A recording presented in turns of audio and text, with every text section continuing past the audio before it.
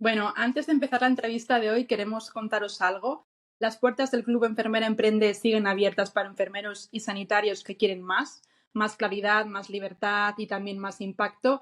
Y puedes acceder a él mediante un link que dejamos aquí en la descripción de este podcast, a través del cual además podrás descargarte un workbook gratuito con 5 aprendizajes clave de todas las entrevistas de la temporada 1 de Enfermera Emprende. Y si estás pensando en crear tu proyecto como sanitario, te va a ahorrar tiempo, dudas y errores. Y ahora sí, vamos a por el podcast de hoy. Hoy tenemos con nosotras a una invitada muy especial, alguien que ha sabido unir conocimiento, sensibilidad y valentía para hablar de lo que a menudo se calla, que es la salud sexual y reproductiva de las mujeres. Ella es Laura Cámara, enfermera especialista en obstetricia y ginecología o matrona, experta en salud sexual y reproductiva, máster en terapia sexual y de pareja, coordinadora de un máster de salud sexual y CEO de Ginesex, un proyecto que nace del deseo de acompañar y empoderar a las mujeres en un espacio seguro, en un espacio informado y sin prejuicios. Pero Laura es mucho más que títulos. Laura es una profesional pasional, tenaz, además de madre, y para nosotras una emprendedora en mayúsculas. Se define como alguien que no estaba en el mundo digital, pero que se lanzó a escribir y crear su propio blog porque sentía que había cosas, ¿no?, que se necesitaba decir. Sin conocimientos previos, sin red, pero con una voz clara y con mucho que aportar. Hoy sus contenidos llegan a miles de mujeres. Su newsletter La Sabrosura es un espacio donde combina ciencia, placer y una mirada crítica. Y su mensaje es muy claro. Todas tenemos dudas sobre sexualidad, sobre pareja, sobre salud genital o sobre la menstruación y no estamos solas. Así que, Laura, bienvenida. Para empezar, nos gustaría que tú misma nos cuentes quién hay detrás de tu perfil, ¿no?, de Laura Cámara Ginesex. Bueno, pues muchas gracias, me ha sorprendido mucho tu presentación, qué bonito y qué bien hilado todo, muchas gracias.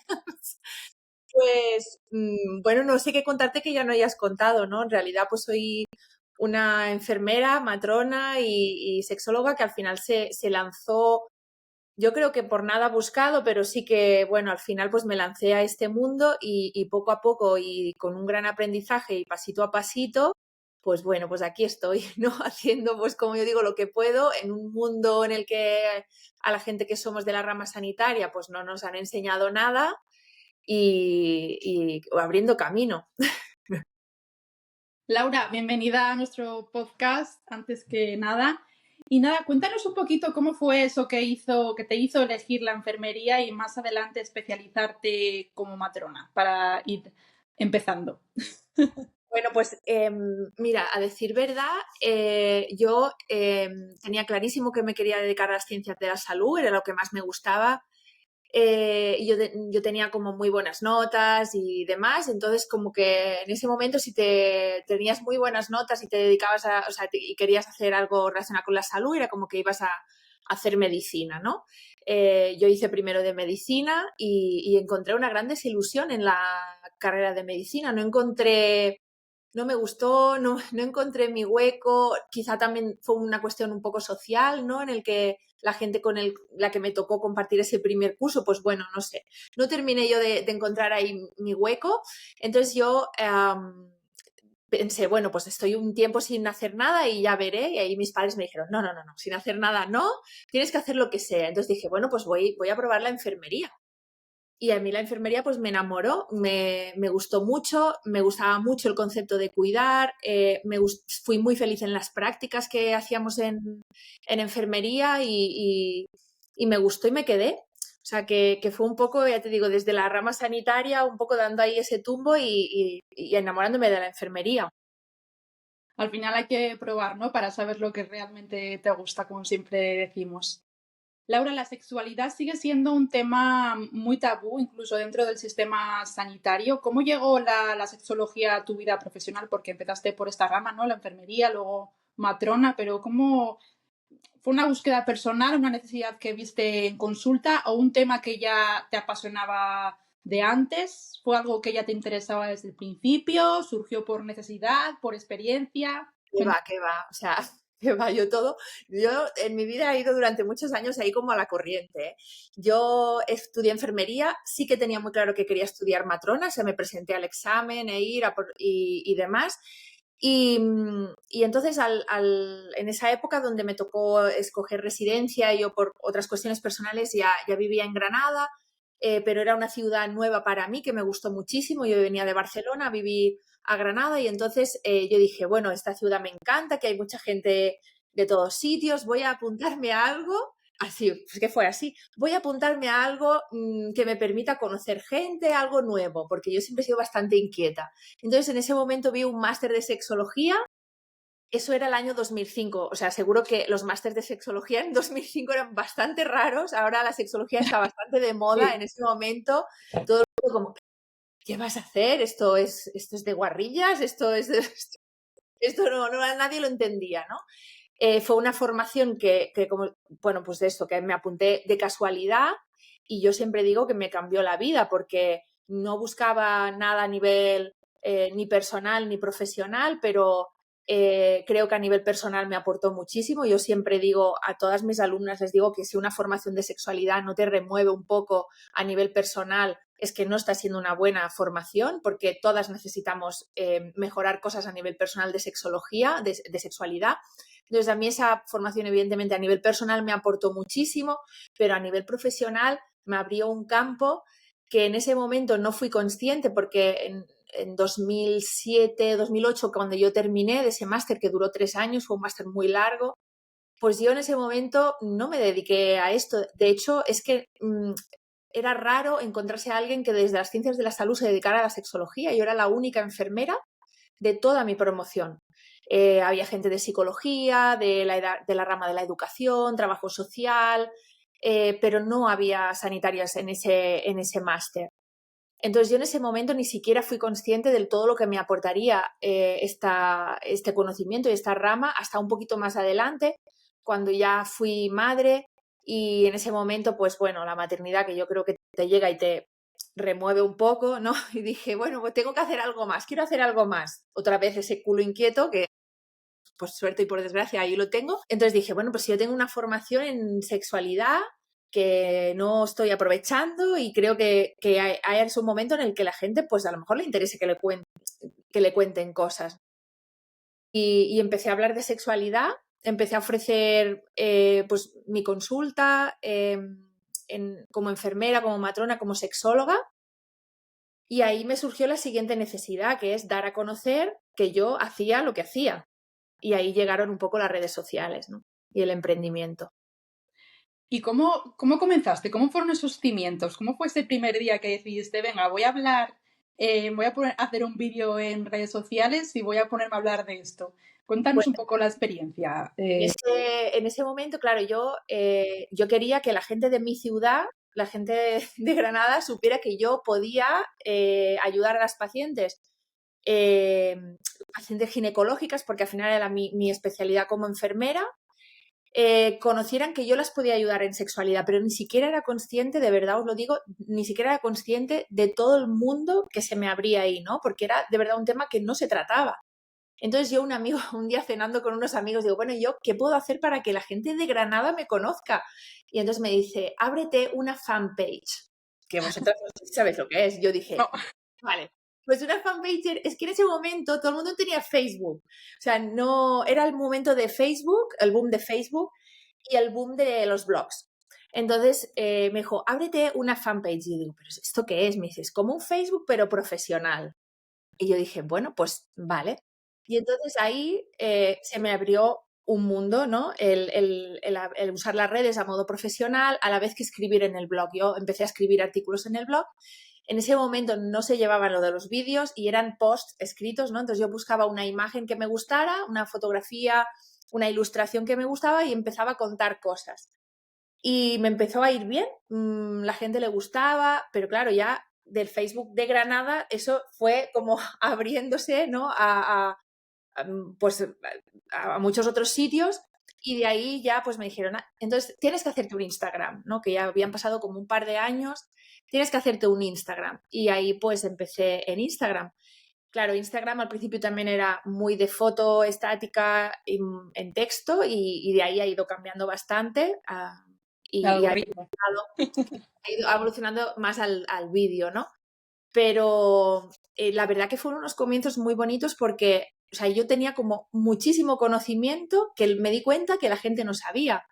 Desde conocimientos de anatomía y fisiología de nuestro cuerpo, en donde en un momento nadie contaba a las mujeres pues cómo estábamos diseñadas, cómo funcionábamos, cómo era nuestra sexualidad. Esto pues la gente empezó a cogerlo muy bien y encontré ese hueco en hablar de la sexualidad desde un punto de vista sanitario, porque tampoco había mucha gente que hablara de esto. Ten en cuenta que en ese momento hablar de sexualidad sí que había algunas figuras de sexología que hablaban de sexología, pero desde un perfil muy distinto al mío, ¿no? Quizá personas pues con una manera de ser pues muy sexualizada, muy erótica, y yo no cumplía para nada este cliché, ¿no? De hecho, cada vez que decía, no, soy sexóloga, yo creo que la gente se desencajaba un poco, en plan, pero esta no tiene nada de pinta de sexóloga, porque la pinta de sexóloga del año 2008-2010 era pues una mujer embutida en cuero y medias de rejilla, que hablaba de vibradores y cosas así. Entonces yo no hablaba nunca en ese lenguaje, ¿no? Yo me centré en hablar de salud y enfocarlo a la rama sanitaria, a la salud sexual, y ahí encontré un poquito el hueco. Qué interesante.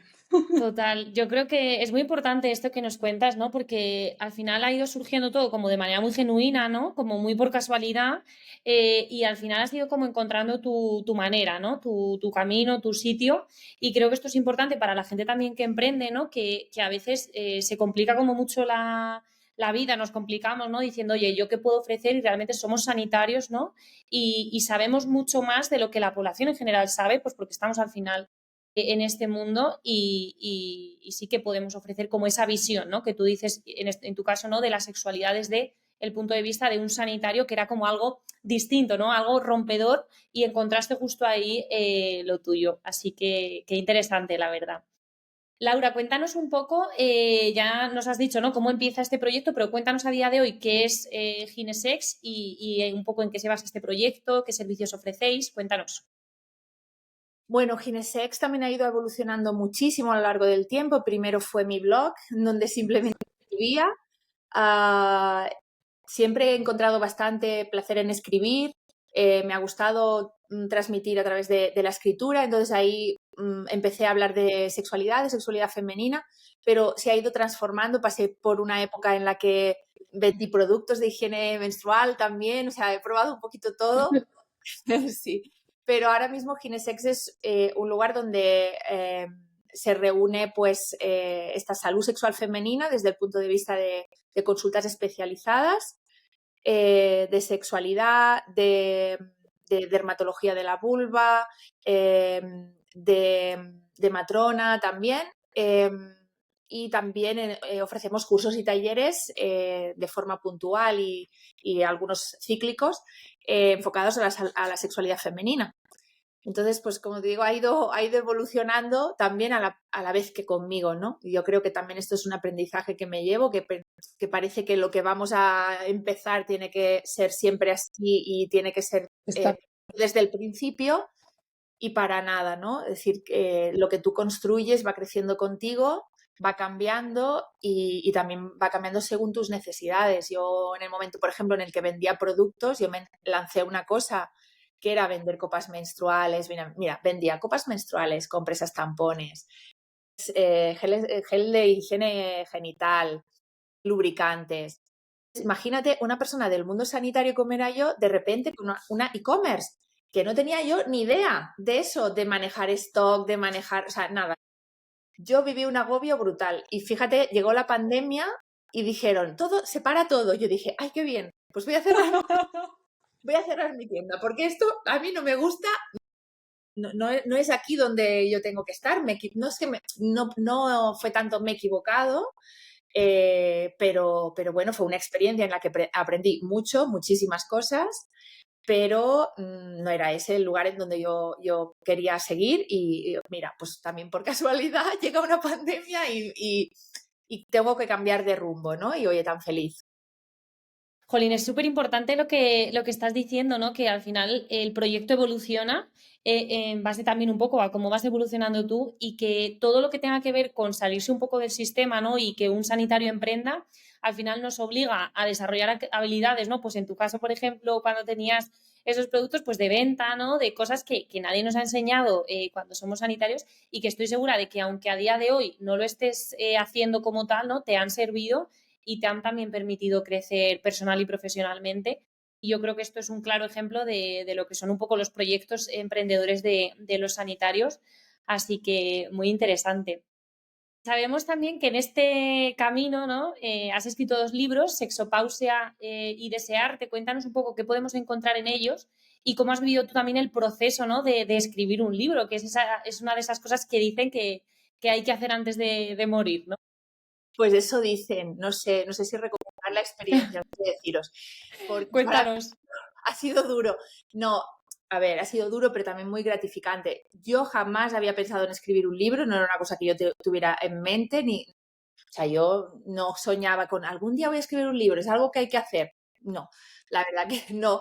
Pero, claro, al final, pues por el alcance que tienes en redes y demás, se pusieron en contacto conmigo, me ofrecieron, y además me ofrecieron un par de veces escribir un libro, pero no era tampoco mi momento, yo estaba metida en estudiar unas oposiciones, en sacarme una plaza, en otras cosas, a la par que estaba llevando mi proyecto, ¿no?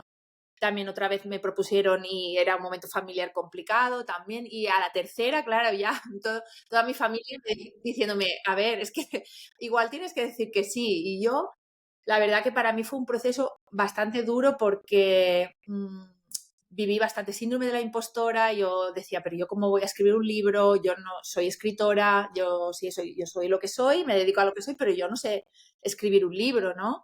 Porque eso creo que se romantiza un poco, ¿no? Bueno, pues escribes un libro. Bueno, a mí me pareció una cosa súper difícil.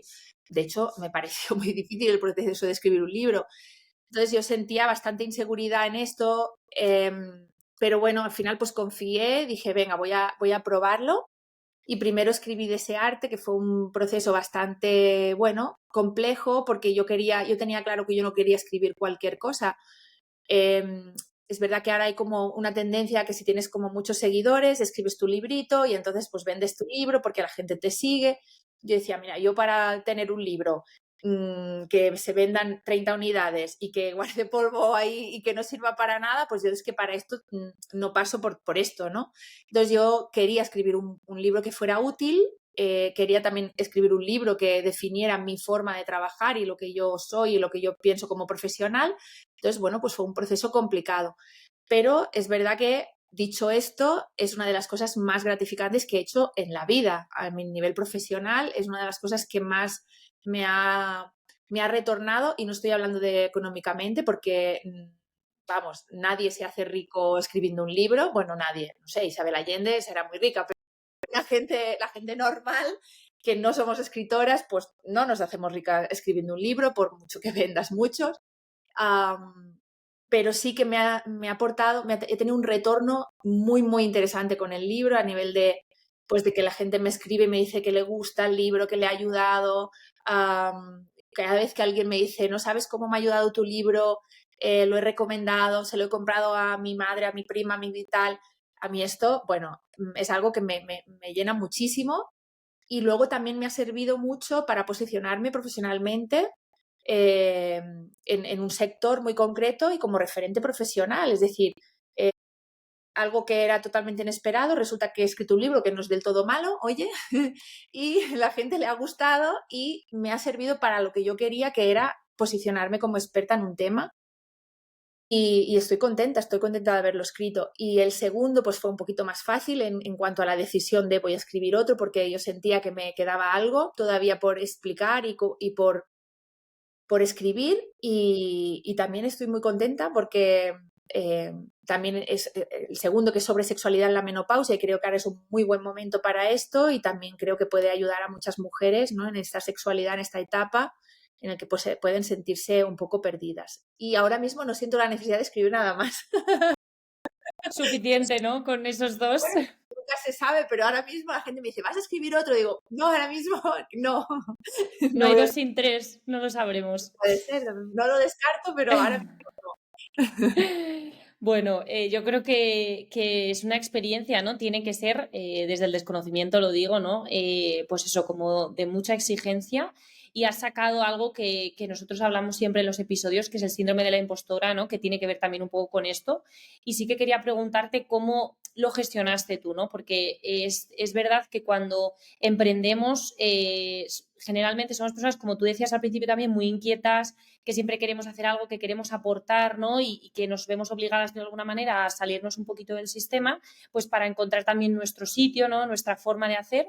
¿Cómo superaste o cómo gestionaste, ¿no? Este síndrome de la impostora? Bueno, lo supe reconocer, es decir, yo creo que lo importante es que cuando sientes ese miedo al final, pues a que te lean, ¿no? A la crítica, a que a alguien no le vas a gustar, pues al final tienes que asumir qué es lo que te está pasando. Lo que te está pasando es el miedo escénico. El sentir que hay alguien que te pueda criticar en lo que haces, pueda no gustarle, pero yo creo que en el momento en que tú identificas esto y le pones palabras, o sea, lo que estoy sintiendo, yo lo hablaba con mi psicóloga y le decía, es que yo creo que es síndrome de la impostora totalmente porque es como un pánico escénico, ¿no? Entonces, en el momento en que le pones palabras, también puedes procesar en el que no le vas a gustar a todo el mundo, hay quien te elegirá porque le gusta cómo trabajas, porque le gusta cómo hablas, porque le gusta cómo escribes, y hay gente a la que no le vas a gustar y no pasa absolutamente nada. Y eso no pasa por no es lo mismo que ser una mala profesional. Es decir, tú puedes hacer las cosas muy bien a nivel profesional, pero no conectar con una persona en concreto, ¿no? Entonces, intenté separar el cómo yo trabajo o qué es lo que yo puedo ofrecer desde mi profesión a que a alguien no le pueda gustar mi libro o cómo yo hago un vídeo o cómo yo me explico o cómo hago un curso, que en definitiva son cosas diferentes, ¿no? Yo creo que en todo esto también está ese proceso de sabernos dirigir a la gente, saber vender lo que tú haces, porque al final eso también es un gran tabú, ¿eh? En este tema en el que tú eres una profesión sanitaria, eres enfermera y ahora tú tienes que vender tus servicios, ¿no? A la gente, tú tienes que explicarle a la gente qué es lo que tú haces y qué es lo que quién eres. Y habrá gente a la que le gustarás y gente a la que no le gustarás. Y no pasa absolutamente nada. Eso hay que procesarlo, es una cosa de madurez de salir al público, ¿no? Al final, como nos lo han enseñado en la carrera, pensamos que no estamos aptas o no somos aptas para hacerlo, ¿no? De ahí viene pues todo el síndrome del impostor. Y yo creo que es al final todo lo que más le cuesta a todo el mundo que intenta emprender. Miedo a Sí, las críticas, miedo al que dirán, miedo a los haters y claro, el bien. encontrarte solo al final en el proceso, sin Sí, sí, saber con quién hablar al fin y al cabo para sentirlo, para saber si estás haciendo bien o si estás haciendo mal. claro. Compaginar el trabajo, Laura, asistencial, el emprendimiento, la vida personal, los hijos, no es fácil, ¿no?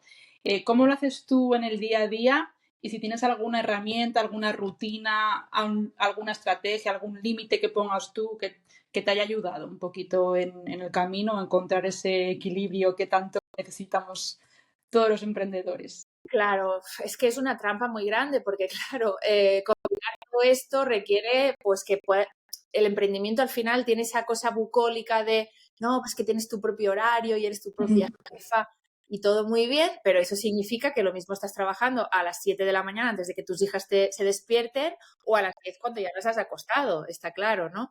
Entonces, claro, tiene esa parte de no nos engañemos, esto es duro y hay que echarle horas.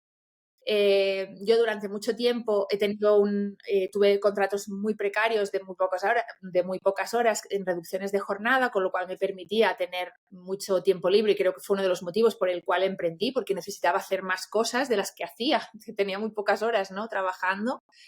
Eso pues me ayudó bastante. También luego pasé a otra fase en la que ya tenía trabajo más estable e incluso aprobé la oposición y eso también me ha permitido tener una seguridad de decir, bueno, sé que si esto me falla, tengo mi trabajo en una plaza. Claro, es que esto también es como lanzarse con un paracaídas, que no es lo mismo, ¿no?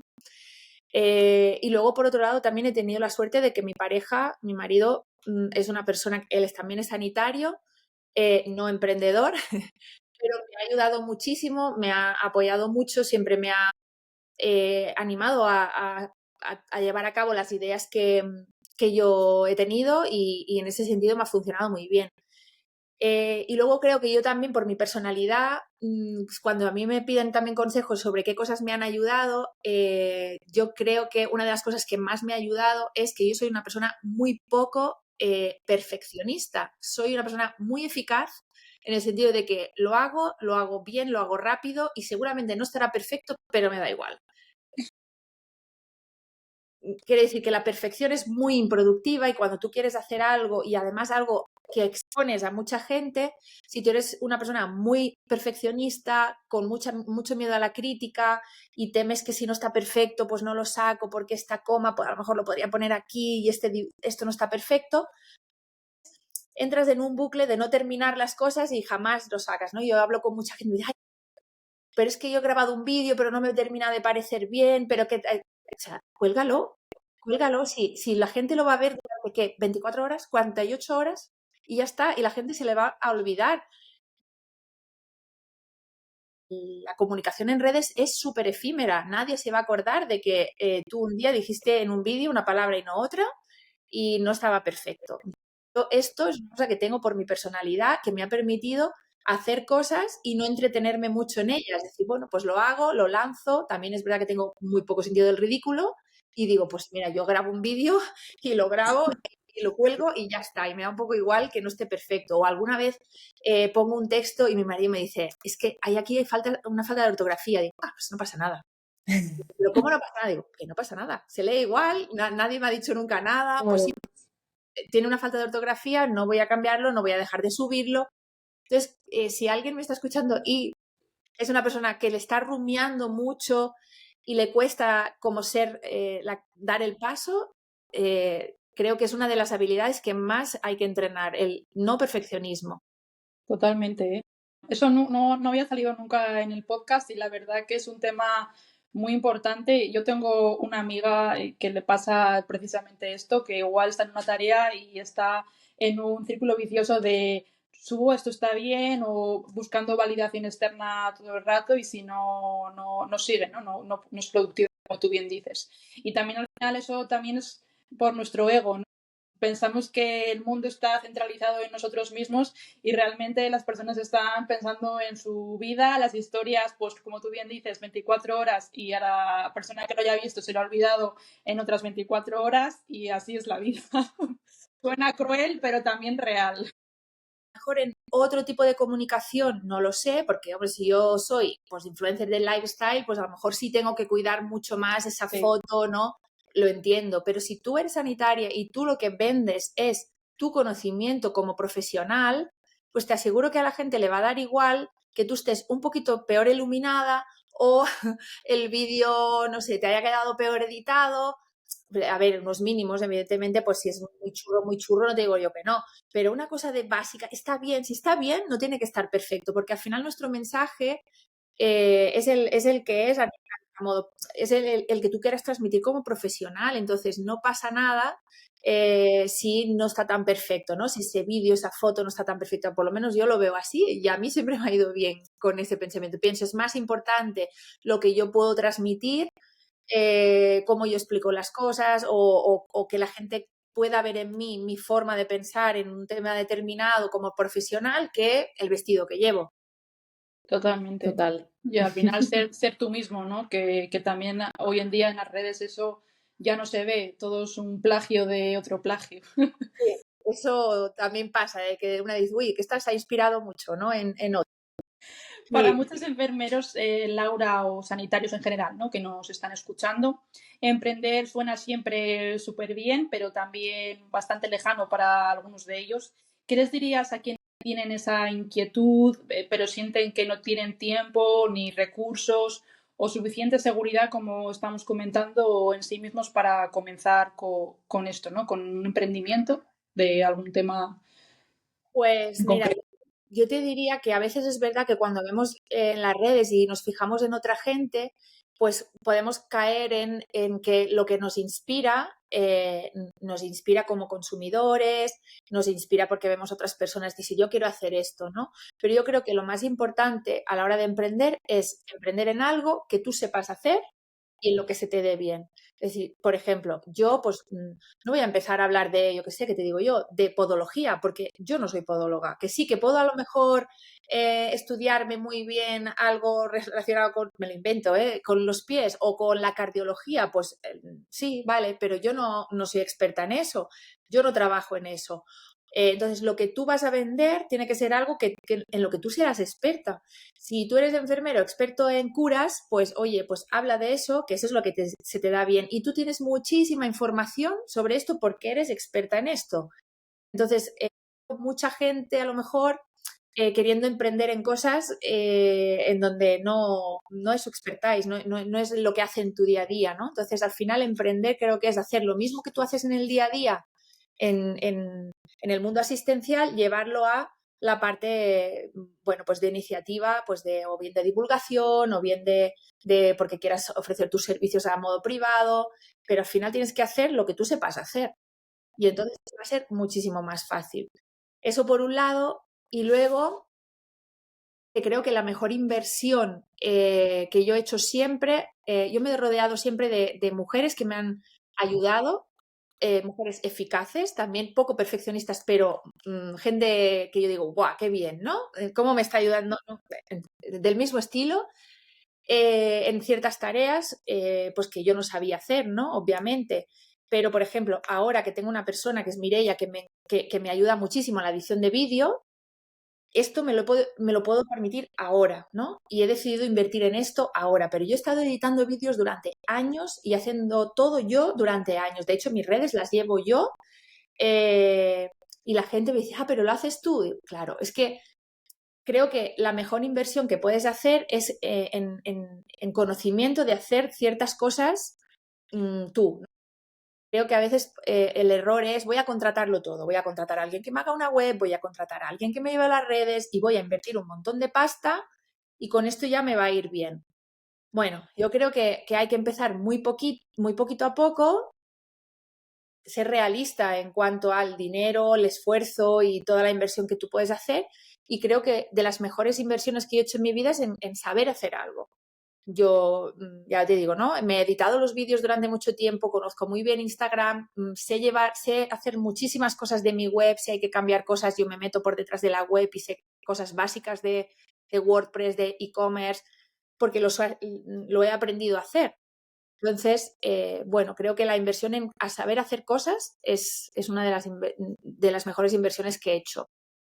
Y además que al final el mundo en general nos está volviendo un poquito vago en cuanto a si me lo dan hecho, mucho mejor.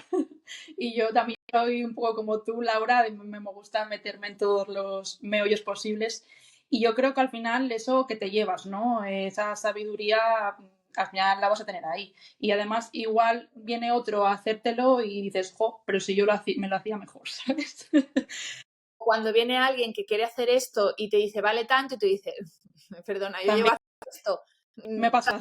Tanto tiempo, esto no vale esto, ¿sabes? O sea, Sí. porque sé lo que se tarda, sé lo que es y bueno, o sea, que saber, a veces el emprendimiento tiene esa cosa de parece que tengo que delegarlo absolutamente todo y hay que delegar en su justa medida y cuando es el momento de delegar, creo. Sí, totalmente. Total. ¿Y alguna herramienta, Laura, formación o persona o experiencia que haya sido especialmente transportadora o que te haya marcado un antes y después? Aparte de, como bien dices, que siempre, Andrea, siempre todas llegamos a la misma conclusión de tener a esa persona ahí como nuestra pareja que nos apoye. Qué importante es, bueno, para todo en la vida, ¿no? Tener a una persona que te impulse, ¿no? Que no te lleve hacia atrás. Pero herramientas o formaciones que quieras quizás compartir con nuestros oyentes. Mira, formaciones, he hecho varias formaciones. Por ejemplo, una formación que le saqué muchísimo partido fue una formación de... no hace falta que digas nombres. No, una formación lo diré, en email marketing. Entonces, en saber utilizar el email, y de hecho yo es una de las herramientas que más utilizo, ahora mismo una lista de 4.500 personas con una tasa de apertura buenísima y es un lugar donde me encuentro cómoda porque he aprendido a utilizarla bien. Esa herramienta me parece fundamental porque también me parece interesante no tener todas tus cartas en redes sociales, ¿no? Llevar a la gente a que te escuche en otros lugares, como puede ser el email. Puede ser el email o puede ser Telegram o puede ser otro lugar, ¿no? Y luego, algo que también me ha servido es que en su momento me rodeé de pequeñas emprendedoras, en concreto, pues muchas a lo largo de estos años. Tengo también a María, que fue una pequeña emprendedora que también pues que quería llevar adelante su negocio en diseño y programación web. Pues desde muy al principio ha estado conmigo y es una persona en la que yo he podido confiar y ella ha ido creciendo conmigo, ¿no? Es decir, no he contratado nunca grandes empresas, sino que me he rodeado de personas que fueran capaces de entenderme de tú a tú y yo poderle pedir las cosas, mira, esto lo he hecho yo, pero lo he destrozado porque he liado aquí María, por favor, ayúdame a arreglarlo, y ella ha estado siempre ahí al lado mía. Y también me ha servido muchísimo durante todos estos años, ¿no? Porque nunca me ha ido bien con contratar servicios a empresas muy grandes. Yo nunca he encontrado ahí, era muy caro, no, muy impersonal, no me he encontrado con ahí. Es lo que suele pasar, ¿no? El tema de las formaciones impersonales y sobre todo hoy en día, lamentablemente. Total. Yo creo que es importante lo que dices, Laura, de aprender a delegar, porque es cierto que llega un punto, ¿no?, en el que no llegas a todo y hay cositas que hay que delegar, pero desde esta perspectiva también que tú comentas de no ser súper perfeccionista, ¿no? Porque cuando haces tú todo, es verdad que si eres muy perfeccionista, que esto a mí me ha pasado y es un aprendizaje que me llevo del emprendimiento, es que te paralizas, ¿no? Porque lo que tú dices, no, si es que no sacas el vídeo porque no está perfecto, cuando realmente lo que tienes que hacer es publicarlo y avanzar, ¿no? Entonces, yo creo que esto es algo que quiero que se queden con ello los oyentes porque es importante y es verdad que la mayoría de emprendedores tendemos a ser como un poquito exigentes también un poco desde que somos muy inquietos, que queremos hacer todo, ¿no? Todo bien. Y oye, esto también nos lo llevamos de tu entrevista. Laura, si echas la vista atrás, ¿cómo ha cambiado tu vida, tanto personal como profesional, desde que decidiste emprender? Bueno, ahora mismo muchísimo, porque yo ahora mismo vivo 100% de mi emprendimiento. Me he tomado una excedencia de mi parte asistencial y vivo 100% de lo que he construido, no sea pues de Ginesex en consultas y formaciones, como también de la divulgación y de la docencia. Entonces, pues imagínate, ahora mismo pues ha cambiado 100%. No descarto para nada o sea, yo no descarto volver al asistencial, abandonar el emprendimiento. Es algo que hago, que ahora estoy cómoda, en el que ahora transito y que tampoco me aferro, ¿no? De la misma manera que la gente me decía, pero tú estás loca si tienes una plaza pública, o sea, una plaza de oposición, ¿cómo va? Bueno, ya, pues está ahí, ya no la pierdo, ¿no? Pero voy a probar otras cosas. Bueno, pues en un momento dado, si tengo que cambiar de idea y abandonar el emprendimiento para volver a mi labor asistencial, lo haré encantada, no tengo problema, pero ahora mismo pues estoy feliz porque estoy viendo crecer, ¿no? Lo de que durante mucho tiempo pues he ido construyendo y que cuesta mucho y no quiere decir que ahora no me esté costando ni muchísimo menos, porque ahora, claro, tengo todas las horas del día y esto es algo, por ejemplo, que me he propuesto aprender, que no puedo trabajar todo el rato, ¿sabes? O sea, porque tú cuando vas a trabajar al hospital o a tu centro de salud, tú entras a las 8 y sales a las 3 y ya está, y ahí se queda el trabajo, pero cuando eres emprendedora, todas las horas son buenas y venga, voy a hacer esto y venga, ahora no sé qué. Entonces, como a ponerme límites a mí misma en el tiempo en el que dedico a esto, porque si no, no es real. O sea, tú no puedes sacar un emprendimiento en el que estés el 100% de tu tiempo dedicado a ello. El emprendimiento es una forma para mí, ¿no? Yo lo entiendo así, una forma de trabajar, de ganarte la vida, pero no puede ser toda tu vida. Entonces, pues en esto estoy ahora mismo, en este aprendizaje de decir, vale, pero hasta aquí. Sí. Qué importante también ponerse límites, ¿no? Porque los proyectos de emprendimiento tienen que ser sostenibles en el tiempo y al final nacen un poco también de una necesidad de tener una calidad de vida, ¿no? Y bueno, depende del momento de tu vida en el que te encuentres, pues tendrás un objetivo u otro, pero sí que es importante, ¿no? Como ponerse esos límites, porque además, como son cosas que nos gustan tanto, es cierto que podríamos estar horas y horas y horas en el proyecto y esto tampoco es sano ni funcional. Bueno, por ir cerrando la entrevista, Laura, a día de hoy, ¿qué es de todo lo que haces, ¿no? Que no es poco? Cuéntanos qué es lo que más te llena o qué parte, ¿no?, de tu trabajo sientes que le da como más sentido a tu vocación. Bueno, no sé si podría elegir, ¿no?, una cosa. Yo creo que ahora mismo lo que más me ilusiona es, por un lado, poder encontrar formas de trabajar la sexualidad de las mujeres con las mujeres, y encontrar pues estos espacios formativos que estoy abriendo nuevos, grupales, en donde combinamos esta especie de formación, de conocimiento, pero también de sostén, de red. Pues es algo que me ilusiona muchísimo. Ahora mismo tenemos Sexopausia, que es un programa grupal, que estamos ahora mismo justo con las inscripciones.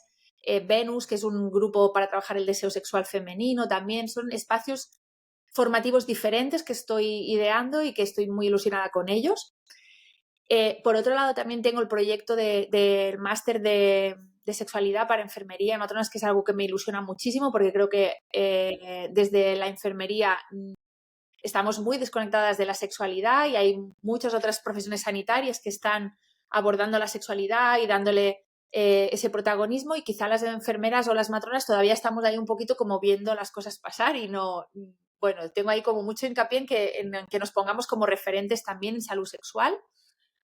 Y yo creo que esas dos cosas y la divulgación en general es que a mí me gusta. A mí me gusta hacer vídeos, me gusta hacer guiones y grabarme. A mí es que estas cosas, pues eso me divierte. Me divierte mucho, me divierte se me ocurre explicar una cosa, pensar cómo la voy a explicar, ¿no? Cómo hacer ese vídeo. Entonces eso me divierte y también me motiva. Al Qué final, bonito también, qué bonito disfrutar un poco del camino. No solo tengamos objetivos, sino que el camino sea también placentero, ¿no?, y divertido para nosotros. Y la divulgación, yo estoy de acuerdo contigo en que es muy bonito, pues eso, tener una idea, ¿no?, pensar cómo comunicarla, hacer un guión, grabarlo e incluso editarlo, ¿no?, tú misma, aunque no sea de la manera más perfecta posible, ¿no? Pero bueno, que te permita también comunicar al final. No todo el mundo tiene que hacer vídeos, ¿eh? Eso también es verdad. O sea, tú puedes ser enfermera y tener un proyecto de emprendimiento y no querer hacer vídeos y no pasa absolutamente nada, que ahora parece que todo el mundo tiene que hacer reels y a lo mejor a ti no te gusta, no se te da bien, no eres feliz haciendo vídeos, Total. no consigues salir de este bucle de perfeccionismo. Bueno, pues no hagas reels, no pasa nada. A lo mejor puedes hacer, pues esto, ¿no? En texto puedes hacer carruseles, post, exacto, o puedes tener una lista de Telegram o de WhatsApp o de o sea, hay mil maneras al final de divulgar que no tienen que ser hacer vídeos. Si alguien no está cómodo haciendo vídeos, no pasa nada. O incluso Total. no hacer vídeos para nada, con publicidad, con un post, tienes suficiente para captar clientes, quiero decir. Hay que encontrar, yo creo que la manera, ¿no?, en la que uno disfrute también de su emprendimiento para que sea sostenible en el tiempo. Volvemos un poco a lo mismo. Sí, exacto. Bueno, gracias, Laura, por esta entrevista, por compartir con tanta generosidad tu historia, también tu mirada crítica y tu manera tan auténtica de acompañar a mujeres. Ha sido un verdadero lujo también escucharte hablar de sexualidad, de salud y de emprendimiento con tanta claridad y tanta coherencia, y nos quedamos también con muchas ideas, pero sobre todo con esa sensación de que se puede crear un proyecto con alma, ¿no?, y hacerlo real desde la experiencia y también desde la pasión. Puedes seguir a nuestra invitada Laura en Instagram desde lauracamara.ginesex y conocer más también sobre su trabajo y servicios en su página web www.ginesex.com. Y si te ha gustado esta entrevista, ¿no es así? Ginesex.es. Ay, .es. Puedes arreglar en un periquete. Y si te ha gustado esta entrevista, suscríbete al podcast Enfermera Emprende en tu plataforma favorita y síguenos también en Instagram, en Enfermera Emprende, en Enfermera Lombardero y también en Zuricelis, porque al final emprender desde la enfermería también es hablar de placer, de autocuidado, de salud y de comunidad. Gracias por estar al otro lado. Y además, si quieres seguir creciendo como profesional y conectar con otras enfermeras que también están emprendiendo, puedes unirte al Club de Enfermera Emprende por tan solo 5 euros al mes. Tendrás acceso a entrevistas privadas con expertos en diversas materias como marketing, finanzas, legalidad, píldoras también formativas para aplicar directamente a tu proyecto y un café virtual al mes con nosotras para compartir dudas, experiencias y avanzar juntas. Tienes toda la información en nuestras redes y en la descripción de este podcast, de este episodio. Así que te esperamos dentro porque emprender no tiene por qué ser un camino en soledad. Muchas gracias. Laura, hasta Adiós, luego. muchas gracias. Nos vemos.